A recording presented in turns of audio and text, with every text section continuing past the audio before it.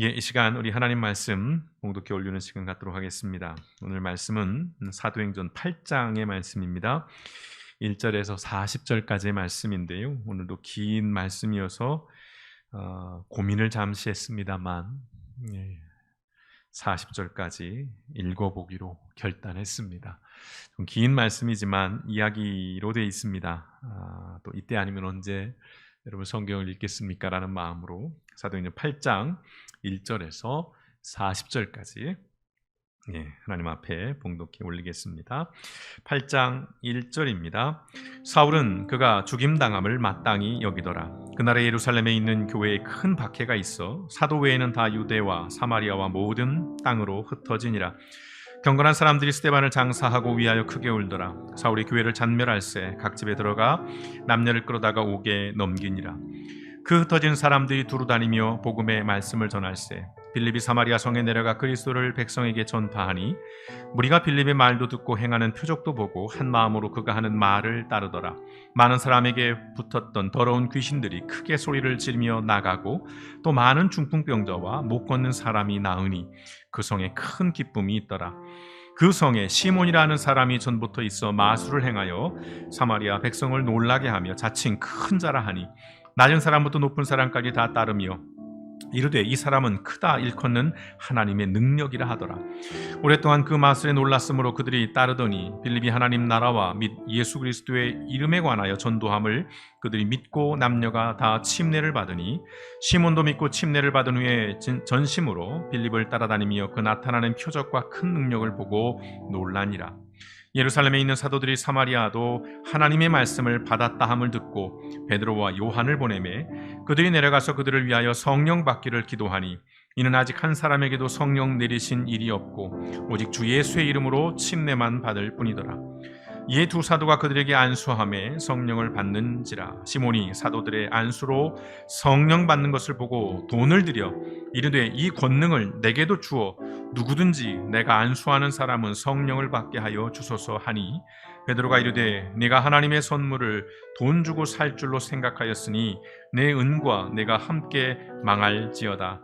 하나님 앞에서 내 마음이 바르지 못하니 이 도에는 네가 관계도 없고 분깃될 것도 없느니라. 그러므로 너의 이 악함을 회개하고 주께 기도하라. 혹 마음에 품은 것을 사하여 주시리라. 내가 보니 너는 악독이 가득하며 불의에 매인 바 되었도다. 시몬이 대답하여 이르되 나를 위하여 주께 기도하여 말한 것이 하나도 내게 임하지 않게 하소서 하니라. 두 사도가 주의 말씀을 증언하여 말한 후 예루살렘으로 돌아갈새 사마리아의 여러 마을에서 복음을 전하니라. 주의 사자가 빌립에게 말하여 이르되 일어나서 남쪽으로 향하여 예루살렘에서 가사로 내려가는 길까지 가라 하니 그 길은 광야라. 일어나 가서 보니 에디오피아 사람 곧 에디오피아 여왕 간다게의 모든 국고를 맡은 관리인 네시가 예배하러 예루살렘에 왔다가 돌아가는데 수레를 타고 선지자 이사야의 글을 읽더라. 성령이 빌립더러 이르시되 이 수레로 가까이 나아가라 하시거늘 빌립이 달려가서 선지자 이사야의 글 읽는 것을 듣고 말하되 읽는 것을 깨닫느냐. 대답하되 지도해주는 사람이 없으니 어찌 깨달을 수 있느냐 하고 빌립을 청하여 수레에 올라 같이 앉으라 하니라.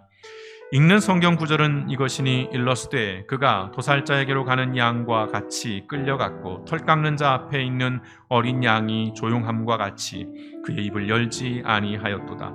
그가 굴욕을 당했을 때 공정한 재판도 받지 못하였으니 누가 그의 세대를 말하리요. 그의 생명이 땅에서 빼앗김이로다 하였거늘 그 내시가 빌립에게 말하되 청컨대 내가 묻노니 선지자가 이 말한 것이 누구를 가리킴이냐 자기를 가리킴이냐 타인을 가리킴이냐.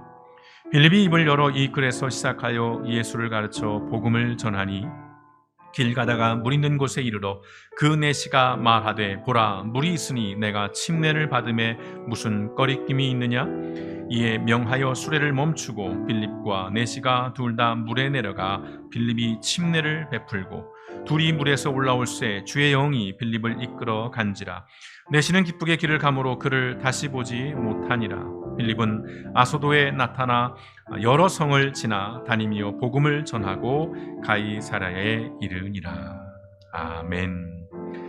고맙고 감사하신 아버지 하나님, 오늘도 아버지는 주어진 말씀을 함께 나누기를 원합니다. 아버지, 오래전 말씀이 오늘 우리 시대에, 오늘의 삶의 자리에 어떤 의미이고, 또 우리에게는 이 말씀이 또 어떤 삶의 적용점을 갖는 것인가를 깊이 돌아보면서, 아버지는 옛 말씀이 오늘 나를 살리고 또한 나의 삶을 지탱하고 주장하는 살아있는 생명의 말씀이 되어질 수 있도록 성령 하나님께서 전하는 자와 듣는 자의 입술 가운데 또한 마음 가운데 하나님께서 함께하여 주시옵소서. 그래야 이 땅의 온전한 교회로, 그리스도인으로 살아가는 삶의 모습들과 모양들을 다시 한번 하나님 앞에 물으며 이 어렵고 힘겨운 시절 여전히 그리스도인으로, 교회로 존재해 나아갈 수 있도록 우리 하나님께서 이 시간 함께 하시고 우리의 생각과 마음들을 주장하여 주시옵소서. 한 영혼 한 영혼이 하나님 앞에 귀한 말씀 가운데 아멘으로 화답하기를 원하오니 열린 마음을 허락하여 주시고 하늘의 지혜도 허락하여 주시옵소서. 모든 말씀 우리를 권하신 예수님의 이름으로 감사하며 기도드렸습니다. 아멘. 긴 말씀 우리가 함께 읽었습니다. 사도행전 8장 1절에서 40절까지의 말씀을 읽었는데요. 우리는 지난 주일에 기독교 역사에서 최초의 순교자라고 일컫는 우리 스데반 집사님의 이야기를 나눴습니다. 기억이 나시는지요?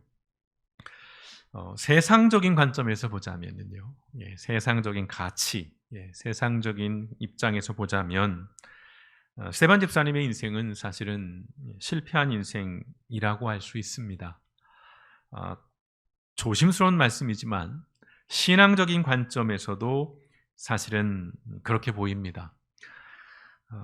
성경에서 말하기를 은혜와 믿음이 충만하고 놀라운 일과 큰 기적을 행했던 스데반 집사님입니다. 그런 집사님이라면 우리가 기대하기로는 하나님으로부터 큰 축복을 받아서 부와 명성을 얻어야 했다는 것이지요. 그래서 이 세상 가운데 예수를 잘 믿고 사는 사람이 어떤 복을 받는지를 세상에 증거해야 했다는 것입니다. 그것이 하나님께 큰 영광이 되는 것이니까요. 아니면 하다못해 천수를 누리면서 평안히 마지막을 맞이했어야 했다는 것입니다. 그러나 스데반 집사님의 끝은 허무하고 참혹했습니다. 아주 비극적이었지요. 스데반 집사님 같은 분들이 더 오래 세상에 살면서 더 많은 일을 해야 했습니다. 순교로 그렇게 참혹하게 삶을 마감하는 것은 남겨진 사람들에게는 더러 신앙적인 걸림돌이 될 수도 있다는 것입니다. 예수 잘 믿던 스데반 집사님이 불가피하게 순교로 삶을 마감했다면 그 순교의 대가로 하다못해 남겨진 교회와 그리스도인들에게는 안전과 평안이 주어져야만 시험에 들지 않았을 텐데, 스데반 집사님의 순교의 결과 초대교회와 성도들에게는 더 큰 핍박과 박해가 일어나게 됩니다. 만약 제가 초대교회의 성도였다면, 그 시절 그 시대에 그곳에서 교회를 다니는 사람이었다면 저는 시험에 들어들었을 것 같습니다. 스데반 집사님의 그 죽음과 그 이후에 더 박해가 일어나는 현실을 바라보면서 저는 흔들렸을 것 같아요. 하나님은 살아계시는지, 정말 예수 그리스도의 복음은 정말 능력이 있고 생명이 있는 것인지 아마 원망하고 그 알량한 믿음이 좀 흔들렸을 것 같습니다. 성도 여러분은 어떠실지요? 누가는 스데반의 순교 이후에 초대교회의 상황에 대해서 이렇게 기록을 하고 있습니다. 그게 사도행전 8장 1절에서 3절의 말씀인데요. 함께 보실까요?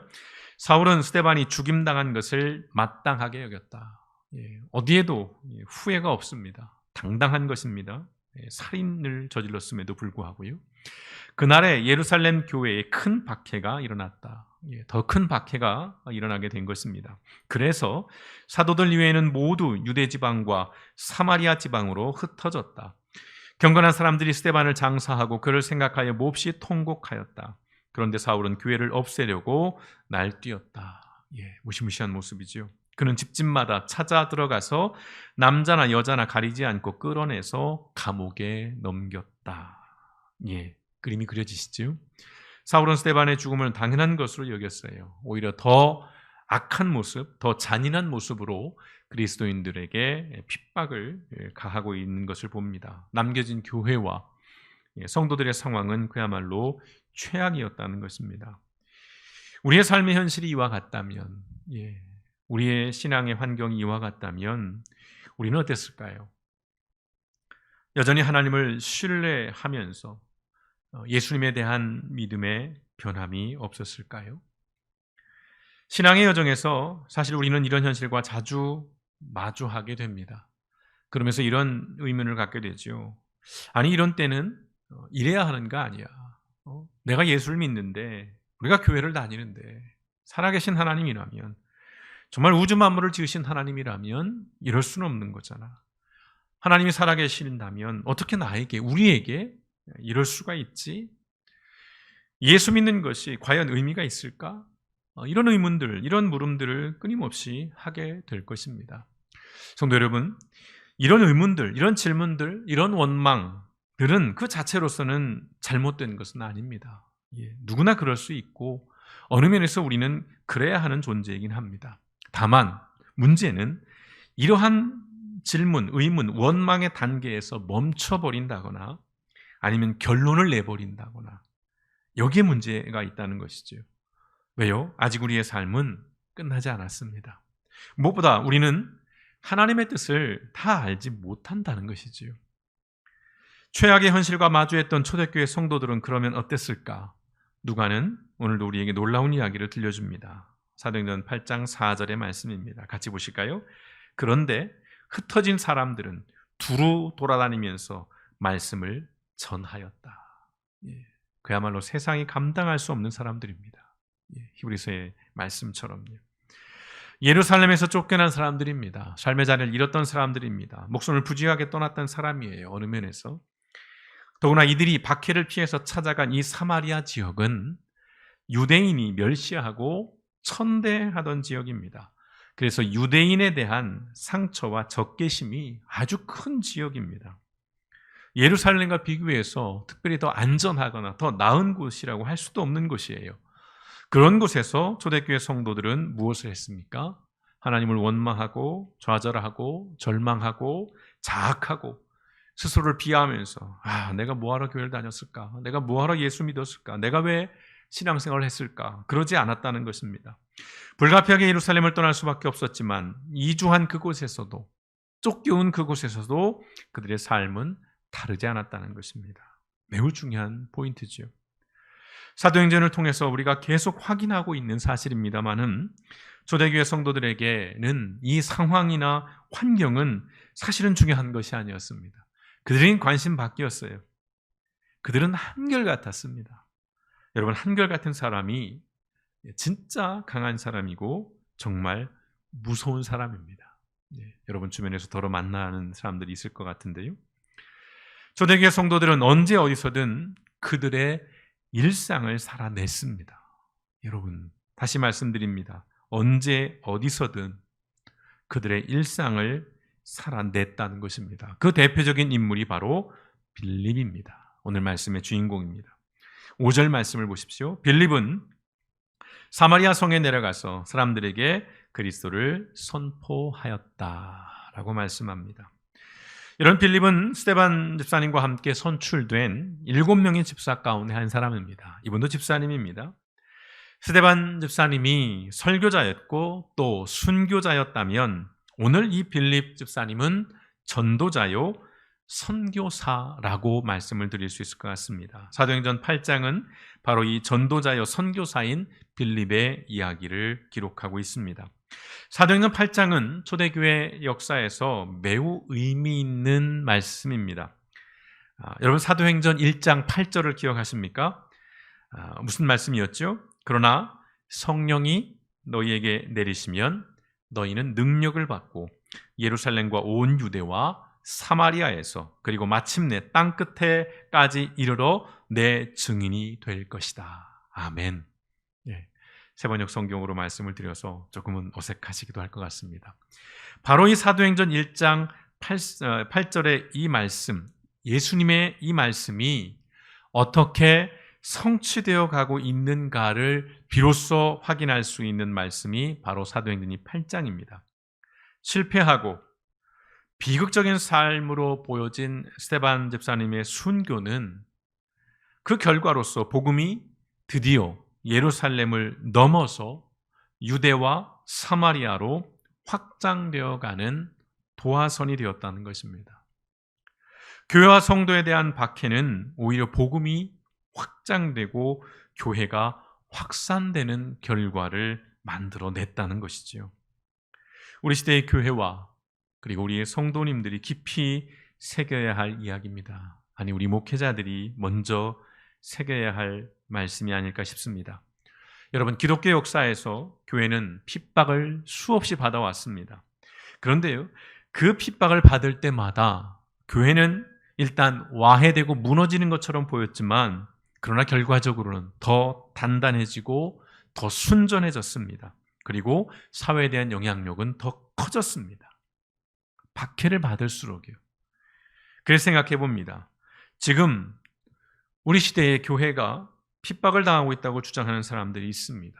그래서요, 그 결과가 어떻습니까? 교회는 오히려 우리 사회에서 점점 입지가 좁아지고 있습니다.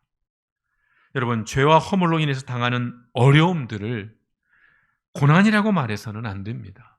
내가 범죄했습니다. 내가 잘못했습니다. 이것으로 인해서 내가 욕을 먹고 비난을 받는 것을 내가 고난받고 있다. 내가 핍박을 받고 있다. 내가 순교의 삶을 살고 있다.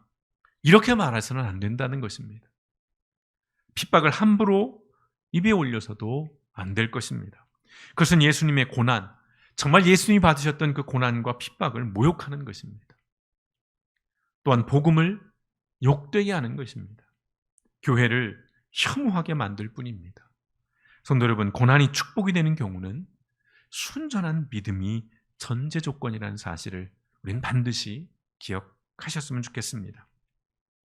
빌립은 사마리아 지역에서 복음을 전했습니다. 앞서도 말씀드렸듯이 사마리아 사람들은 유대인들과 오랜 갈등과 혐오의 관계에 있었습니다.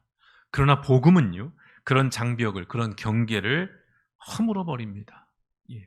또한 빌립은 이스라엘의 남쪽 지역인 가사로 내려가서 그곳에서 에디오피아에서 온 내시에게 복음을 전합니다. 고위 관료입니다. 아프리카 사람입니다. 그리고 이에게 성경을 가르칩니다. 그리고 이 관료에게 침례를 받게 합니다. 여러분, 복음은요, 아프리카인과 아시아인과 유럽인과 노예와 자유인과 남자와 여자와 부자와 가난한 자를 차별하지 않습니다. 유대교의 관점으로 보자면 이 에디오피아의 내시는 구원받을 수 없는 사람입니다. 정결한 사람이 아니에요. 신체적인 결함을 가진 사람이잖아요. 그래서 이는 이방인이면서 또한 부정한 자였습니다. 그러나 복음은 이러한 자에게도 전해졌고, 또한 복음은 이러한 에디오피아 내시가 침례를 받는, 예수 믿고 그 믿음을 고백하는 역사를 가져왔다는 것입니다. 여러분, 복음이 건너가지 못하는 지역적, 민족적, 경제적 경계는 없습니다. 오늘 사도행전 8장에서 빌립은 바로 이 복음의 위대함을 우리에게 보여주고 있는 것입니다. 지금 우리 시대의 교회가 회복해야 할, 고민해야 할 복음의 모습이 아닐까 싶습니다. 교회가 사회 갈등과 분열의 중심에 서 있는 현실은 어떤 이유로든 안타깝고 아쉽습니다. 여러분들은 어떠신지요? 사도행전 8장 9절에서 11절에 흥미로운 이야기가 등장합니다. 마술사 시몬입니다. 마술사 시몬. 말씀을 한번 보시겠습니다. 그 성에 시몬이라는 사람이 있었는데 그는 마술을 부려서 사마리아 사람들을 놀라게 하며 스스로 큰 인물인 채 하는 사람이었다. 그래서 낮은 사람부터 높은 사람에 이르기까지 모두 이 사람이야말로 이른바 하나님의 위대한 능력의 소유자이다 하고 말하면서 그를 따랐다. 사람들이 그를 따른 것은 오랫동안 그가 마술로 그들을 놀라게 했기 때문이다. 이 말씀만을 근거로 보면 이 마술사 시몬은 당대 인싸였습니다. 아주 인기 있는, 그리고 스스로 아주 큰 인물인 것처럼, 그리고 사람들도 누구랄 것 없이 이 마술사 시몬을 우러러만 그런 사람이었어요. 이런 마술사 시몬이 빌립의 전도를 받습니다. 그래서 침례도 받아요. 그리고 빌립을 따라다닙니다. 오늘로 말하자면 아주 열심 있는, 아주 믿음 좋은 신앙인이 된 거예요. 크리스찬이 된 겁니다. 그런데 그 이유가 좀 구체적으로 나오죠. 빌립이 행하는 표징, 그 기적에 매료되었기 때문입니다. 예. 어쩌면 직업병일까요? 마술을 행함으로써 인기를 얻었던 사람이기 때문에 어떤 표적과 이적을 행하는 모습들, 병든 자를 고치고 귀신 들린 자를 쫓아내는 이 모습들을 보면서 아주 매료가 됩니다. 그때 사마리아 지역에 소식을 듣습니다. 사마리아 지역에 복음이 전해졌고 침례를 받는 사람들이 생겼다는 이야기를 듣고 예루살렘에 있던 베드로와 요한이 이제 여러 의미로 방문을 하게 됩니다. 그리고 나서 이제 시몬은 사도들이 손을 얹어서 성령을 받게 하는 것을 보고 또 한 번 놀랍니다. 그러면서 무엇을 제안합니까? 돈을 줄 테니까 그 능력 나에게 팔아라. 이런 제안을 합니다. 여러분, 복음을 들었던 사람이에요. 이 복음을 믿었던 사람입니다. 침례도 받았던 사람입니다. 열정을 가지고 있던 사람이었던 이 시몬. 그러나 이 시몬에게 여전히 복음은 금전적인 이익과 명성을 주는 도구에 불과했을 뿐이라는 것입니다. 복음을 통해서 혐오와 차별과 갈등과 분열의 경계와 장벽을 허무는 일을 하지 않고 권력과 명성과 이익만을 탐했다는 것입니다. 이 마술사 시몬은요. 참 의미심장한 이야기고 무서운 말씀입니다. 돌아봐야 할 말씀입니다. 오늘날 이 땅의 수많은 목회자들이, 그리스도인들이 혹여라도 이 마술사 시몬의 모습을 갖고 있지는 않은지 우리는 경계해 봐야 할 때입니다. 그 어느 때보다도요. 성도 여러분, 복음은 전하는 것입니다. 그런데요, 복음을 파는 자들이 현실에 존재합니다. 힘을 추구하는 종교인들은 권력자들에게 복음을 팝니다. 대중이 필요한 권력자들은 종교인들에게서 복음을 삽니다. 오늘 이것이 우리의 현실입니다. 그런데 여러분, 우리는 누구든지 이 시몬의 길로 걸어갈 수 있다는 사실을 인정하셔야 합니다. 그리고 날마다 우리는 이것을 경계하며 살아야 할 것입니다. 빌립은 의도를 가지고 사마리아와 가사로 가지 않았습니다. 성령의 인도하심에 이끌려간 것입니다. 치밀한 계획을 세워서 어떤 스케줄을 만들어서 전략을 가지고 그가 전도하고 선교하러 간 것이 아니라는 것입니다. 그는 이끌렸다는 것입니다. 이끌려간 그곳에서 그는 당연하게도 마땅히 복음을 전했다는 것입니다. 우리가 잘 아는 이 말씀, 심겨진 곳에서 꽃을 피운다라는 이 말씀, 바로 이러한 삶을 빌립이 살았던 것입니다. 의도한 것은 아니에요. 내가 사마리아 가서 복음을 전해야겠다. 거기서 복음을 전한 후에 이제 내려가서 남쪽으로 내려가서 가사에 가서도 내가 복음을 전해야겠다. 그러지 않았다는 거예요. 이끌림을 받고 그가 가는 곳마다 그는 결국 그곳에서 그리스도인의 삶, 특별히 소명이요 사명자의 삶을 살았다는 것입니다. 여러분, 빌립은 오늘 우리에게 그리스도인의 일상을 보여줍니다. 복음을 전하고 선교를 하는 현장은 교회가 아닙니다. 일상을 살아가는 우리의 삶의 현장입니다. 여러분이 살아가는 여러분의 그 삶의 자리가 복음을 전하는 자리요 선교를 하는 선교지라는 말씀입니다. 우리가 일상에서 바로 이러한 그리스도인으로 삶을 살아가기 위해서 우린 두 가지가 필요할 것 같습니다. 짧게 말씀드립니다. 첫째, 복음을 알아야 합니다. 당연한 것이죠. 예를 들면 이런 것입니다. 요한복음 3장 16절. 우리가 너무나도 잘 아는 말씀이시죠. 이 요한복음 3장 16절을 여러분 설명하실 수 있는지요?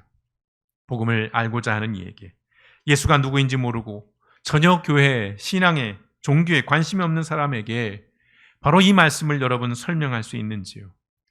성경의 핵심이라고 말하는, 복음의 백미라고 말하는 요한복음 16절을 우리는 누군가에게 설명할 수 있어야 한다는 것입니다. 예수님이 전한 복음을 누군가에게 가르쳐 줄 수 있어야 한다는 것입니다. 그래야 우리가 일상에서 그리스도인으로서 살아낼 수 있는 것입니다. 두 번째는 이것입니다. 복음을 살아내야 하는 것입니다. 첫 번째가 지식적인 것이라면 이 두 번째는 행동입니다. 삶에 관한 것입니다. 관계적인 것입니다. 복음을 살아낸다는 것, 어떻게 살아낼 수 있을까요? 바로 이 유명한 질문이죠. 예수님이라면 어떻게 하셨을까? 이 질문을 끊임없이 물으며 사는 삶이 우리가 복음을 살아낼 수 있는 삶의 출발점인 것입니다. 예수님이라면 어떻게 하셨을까? 코로나 시대를 살아가고 있습니다. 오늘 지금 서울에 예수님이 오셨다면 어떻게 하셨을까요? 교회 사람들을 불러 모아놓고 주일에 죄를 회개하라고 선포하셨을까요? 저는 그러지 않으셨을 거라 생각해요. 먼저는 우셨을 것 같아요. 애통해 하셨을 것 같아요. 이 코로나로 인해서 힘겨워하고 고통받고 있는 이들을 붙잡고 눈물 흘리셨을 것 같습니다. 여러분의 생각은 어떠신지요? 복음은 정죄하고 배척하고 혐오하는 것이 아닙니다. 복음을 가지고 끊임없이 네 편 내 편을 나누고 이것이 옳다 그르다를 판별하면서 분별하면서 이쪽과 저쪽으로 구분짓는 것이 복음이 가진 본래의 의미가 아니라는 것입니다. 복음은 힘을 얻고 명성을 얻고 물질을 얻기 위한 것이 아니라는 것입니다. 여러분, 복음은 무엇입니까? 간단해요. 살리고 회복하는 것입니다. 우리 일상의 삶의 자리에서 이러한 복음을 살아냄으로써 누군가가 위로를 얻고 삶이 변화되고 상처와 아픔에서 회복되고 실패와 절망 속에서 희망을 발견하는 그런 복된 삶이 되기를 소망해 봅니다. 혐오와 차별의 경계와 벽을 허물고요, 이 땅에 하나님의 나라를 만들어가는 삶이 되시길 축원드립니다. 우리가 매주일 주기도문으로 시작하는 아주 큰 이유가 바로 여기에 있습니다. 하늘에서 이루어진 그 뜻이, 그 나라가 오늘 우리 이 땅에 이 죄 많고 복잡하고 고단한 이 삶의 자리에 내려와서 그대로 이루어지는 그 나라를 우리가 소망하고 꿈꾸기에 우리는 매주일 주기도문으로 예배를 시작하는 것입니다. 여러분, 이러한 말씀은 거창한 말씀이 아닙니다. 상식적인 삶으로부터 하나님의 나라는 시작되는 것입니다. 성도 여러분, 이것이 코로나 시대를 살아가는 그리스도인들의 삶이 되어야 하지 않을까 싶습니다. 오늘 전도자 선교사였던 빌립이 보여준 모습, 그리고 초대교회 성도들이 우리에게 보여준 이 그리스도인의 일상을 다시 한번 기억하시면서 우리의 삶의 자리에서 누군가가 나를 통해서 복음을 듣게 되고, 누군가가 나를 통해서 그의 삶이 변화되고, 누군가가 나를 통해서 작은 위로와 위안을 얻는 그러한 인생이 되어지시기를, 또 그러한 삶을 살아내시기를 주님의 이름으로 축원합니다. 오늘 말씀 후에, 축도 후에 찬양 영상이 하나가 이어질 것입니다. 처음 소개해드리는 것은 아니지만 오늘 말씀을 기억하시면서 그 찬양의 가사 하나하나를 마음에 새기시면서 우리의 남은 날들이, 아니요, 이번 한 주만이라도 우리가 누군가에게 이 복음을 살아내고 복음을 가르치는 그리스도인의 일상을 살아내시는 저와 여러분 길봇교회 그리고 모든 성도님 되시기를 주님의 이름으로 축원드립니다. 함께 기도하시겠습니다.